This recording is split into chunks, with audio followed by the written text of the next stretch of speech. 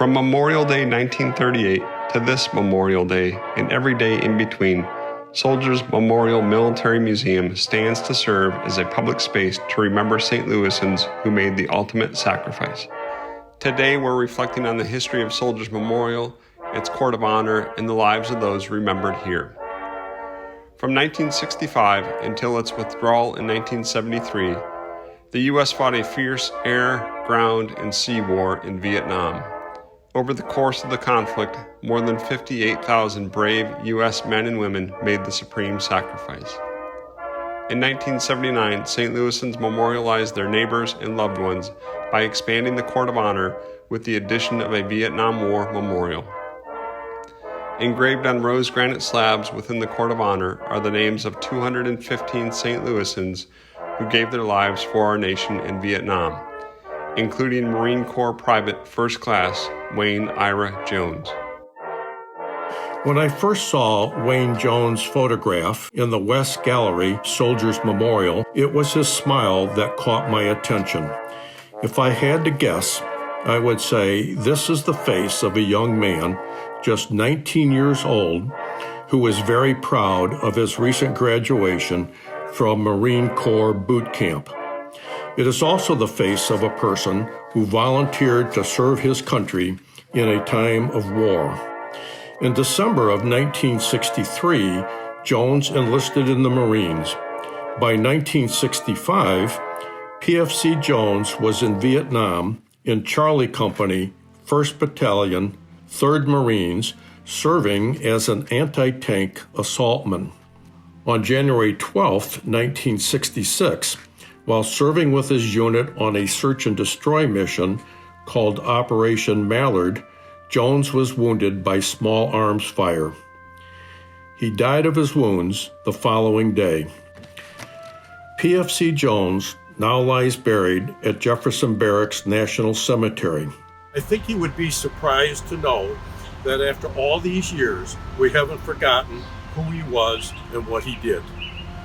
In the 40 years since the end of the Vietnam War, the U.S. military has been deployed to countless combat zones around the globe. In Iran, Lebanon, Grenada, Bosnia and Herzegovina, and many other locations around the globe, U.S. service members have made the supreme sacrifice. From 1990 to 1991, the U.S. was embroiled in the First Gulf War. In 2001, in response to the September 11th terrorist attacks, the U.S. military was engaged in the war on terrorism and the war in Afghanistan. 2 years later, in 2003, the U.S. launched the war in Iraq. Throughout these conflicts, we've seen not only the danger of combat, but we've also developed a deeper appreciation for the extreme dangers of military training, the high levels of stress and trauma in service, and the physical and mental illnesses and disabilities that can result from service.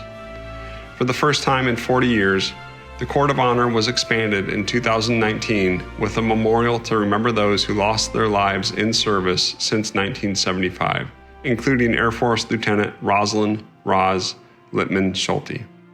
Today, we honor the memory of United States Air Force Lieutenant Rosalind Littman Schulte.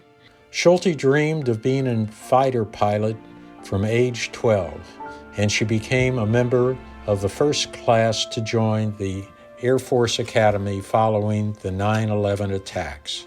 During her third year, Roz left the flight deck to pursue military intelligence. Commissioned in 2006, Lieutenant Schulte was assigned to the 613th Air and Space Operations Center at Hickman Air Force Base, Hawaii, and in 2009 deployed to Afghanistan as an intelligence, surveillance, and reconnaissance operations officer.